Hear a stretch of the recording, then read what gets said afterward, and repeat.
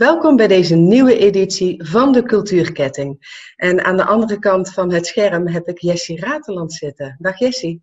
Hey. Hi, hoe is het met je? Ja, goed. Ja? Veel rust nu, maar ja, wel goed. Ja, dat geloof ik wel. In deze tijd is het allemaal een beetje aanpassen. Voor de mensen die jou niet kennen, wie is Jessie Rateland? Nou, ik ben hier in Venray vooral bezig met muziek. Dus ze kunnen mij vinden onder de naam Music by Jessie. Ik post regelmatig wat video's. De laatste tijd met name covers. Maar ik heb een poosje geleden wat eigen songs op Spotify gezet. En ik ben er gewoon lekker als hobby mee bezig. Dus ik verdien er nog geen geld mee, maar vind ik op zich niet zo erg. Ik vind het hartstikke leuk om te doen. Dus, Nog geen geld. Nou, ik heb je gehoord en ik voorspel wel dat jij een kant in de muziek opgaat in ieder geval. Dus ik hoop wel dat je carrière mooi van de grond komt. Ik heb het van je eigen nummers gehoord. En nou ja, ik ben trots erop dat wij dit talent in Venray hebben zitten. En ik denk velen met mij. Jessie, hoe is het voor jou? Want je gaat nog naar school. Hoe oud ben je? Ik ben bijna 23. In mei word ik 23. Maar je gaat nog wel naar school? Ja, ik volg een BBL-opleiding. Dus ik heb 1 dag in de week school. Oké, en dat is nu natuurlijk ook allemaal weggevallen? Ja, dat is allemaal ook online een beetje hetzelfde als dit. Ja. En hoe is het voor jou in deze coronatijd als het gaat om muziek? Ja, daar heb ik nu juist wel meer tijd voor. Want ik woon samen met mijn vriend en die werkt in een supermarkt. Dus die is wel veel aan het werk juist nu. Ja. Waardoor ik het huis voor me alleen heb. En dan kan ik mooi weer wat liedjes opnemen of schrijven. Dus daar kom ik nu juist wel mooi aan toe. Ja, de kasten bij menig muzikant komen vol te liggen nu, hè, met werk voor in de toekomst. Veel mensen zijn nu ook bezig met coronaliedjes. Heb jij je er ook aan gewaagd? Nee, nog niet. Ik heb wel een paar keer zoiets gehad van, dat is wel echt inspiratie daarvoor. Maar nee, nog niet echt iets mee gedaan. Wel, misschien wat zinnetjes opgeschreven, maar nog niet echt uitgewerkt, nee. Nee. Hoe werkt dat voor jou, het schrijven van liedjes? Want jij schrijft de tekst en de muziek zelf, hè? Ja, klopt.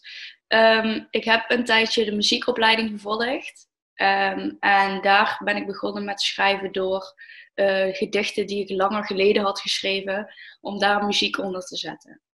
En er is bij mij niet per se één manier die beter werkt. Eerst de muziek en dan de tekst, of eerst de tekst en dan de muziek. Of tegelijk, dat is bij mij echt verschillend per liedje. Dus er is voor mij niet echt per se een beste manier of zo. Het is maar net hoe de wind waait. Ja, precies. Ja. Zit er in elk liedje van jou een stukje Jessie, of kan het ook totaal uit de lucht gegrepen zijn? Heel veel liedjes zijn wel echt naar persoonlijke ervaring geschreven. Dus dat ik zelf zoiets heb gevoeld en naar aanleiding daarvan heb geschreven. Of dat ik het zie bij anderen en dat ik me kan voorstellen hoe diegene zich zou voelen, zeg maar. Ja, heerlijk is dat, die gevoelsmensen allemaal in de muziek. Dus zo schijnt dat te werken, inderdaad. Als we het hebben over de toekomst. Corona gaat een keer voorbij. Wat is dan het eerste op muziekgebied wat jij gaat doen? Nou, ik blijf nu gewoon vooral lekker doorgaan met wat ik aan het doen ben. Dus ik probeer nu iedere 2 dagen een nieuw filmpje te uploaden.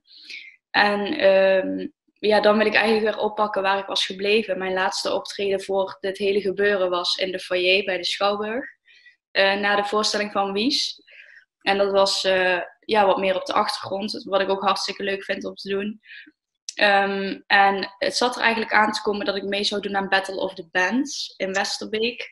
Maar dat evenement is natuurlijk ook verplaatst. Maar daar ben ik voor benaderd om als soloartiest aan mee te doen. Dus dat staat in ieder geval op de planning. En gewoon wat meer optredens regelen hier en daar. En misschien uiteindelijk er ook toch maar eens wat geld voor gaan vragen dan. Ja, inderdaad. We moeten allemaal een boterham verdienen. Hè? Ja, als we het dan hebben over 10, 15 jaar, waar wil je dan zijn? Qua muziek vind ik het eigenlijk prima om dat als hobby ernaast te doen. Dus niet dat mijn fulltime baan zou zijn, zeg maar. Dat ik daar mijn inkomen vandaan moet halen. Maar ik zou het gewoon leuk vinden om dan wat vaker, wat regelmatiger op te treden. En er dan wel mee te verdienen. Dus dat zou mooi zijn tegen die tijd. Wat ben je lekker bescheiden, zeg. Mooi. Jessie, er zitten nu, nou ja, heel Venray kijkt naar je, want ja, we zitten allemaal binnen. En dus dan gaan we de digitale weg opzoeken, zij het op tv, zij het op Facebook. Als er een boodschap is die jij mensen nu mee mag geven, rondom corona of voor de artiesten of vanuit jou als persoon, wat zou je de kijker mee willen geven? Dat ze zich niet moeten laten tegenhouden door het feit dat ze constant binnen zitten. Maar juist proberen om toch iedere dag weer er iets van te maken. En ja, ik merk dat ik zelf heel gemotiveerd ben om wel gewoon de wekker te zetten. En gewoon op te staan en me aan te kleden. Ook al ga ik niet per se de deur uit. Maar dat je dat gewoon een beetje blijft doen. En blijf gewoon inspiratie om je heen zoeken. Want die is er genoeg, denk ik. Ja, absoluut. Mooie boodschap. Ja. Je hebt een video ingezonden.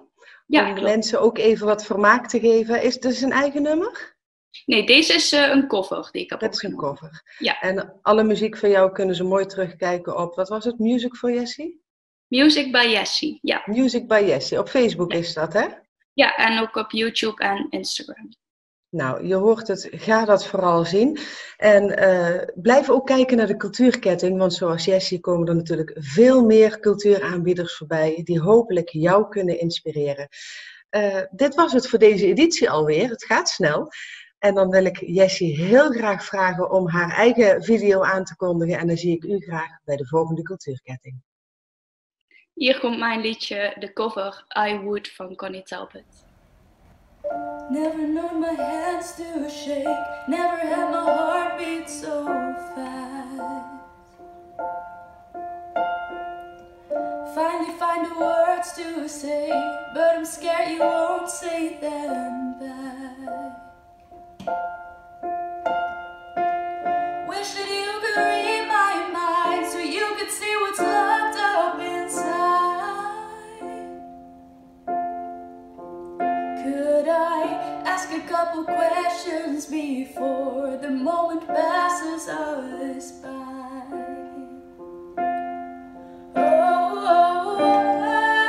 Honestly, would you give all your life if I give you all of mine? Would you love me unconditionally, be everything that I need, do anything for love? Would you stand by my side until the end of time? Would you love me unconditionally, be the air that I breathe, do anything for us? 'Cause I would. Standing on the edge with you, if you jumped then I would jump too. Every single breath I take